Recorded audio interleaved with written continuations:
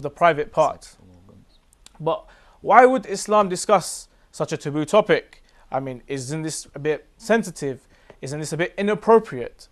And what about sex education in the West being taught to children at such a premature age? What kind of implications does this have on our community? Premarital relations. Is this the main cause for fornication? And how do we address it? This and much more will be discussed with Dr. Ammar. Assalamu alaikum, Doctor. Wa alaikum assalam wa rahmatullah.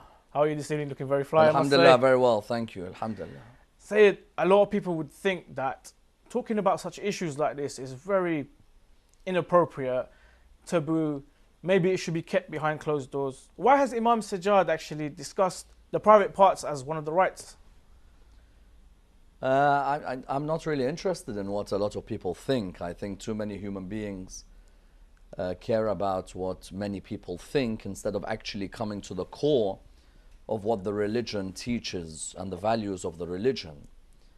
And if someone's looking to please the people, Steve Jobs used to say, if you want to please the people, go sell ice cream. At the end of the day, you'll find that when it comes to topics such as this, if you're thinking about, oh, I don't want to hurt people's feelings, I might say something inappropriate, then if Islam claims to be a way of life, then one of the key areas in the life of the human being is their sex life.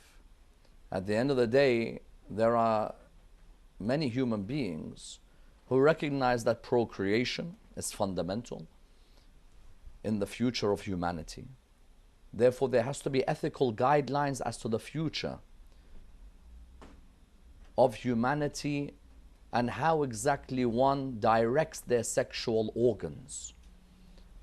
The prophets of God, peace be upon them, did not shy away from discussing every issue: political, social, economic, sexual issues. All of these issues were discussed by the prophets of God.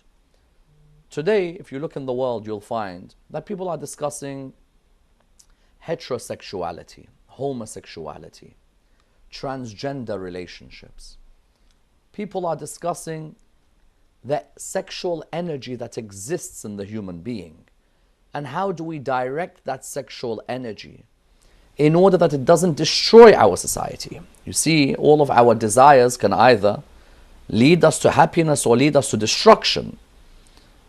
And so when Imam Zain al-Abidin alayhi salam discusses the rights of your sexual organs, or as you said, the rights of the private parts, the Imam is making a clear statement to everybody: unless you discuss sexual ethics in your mosques,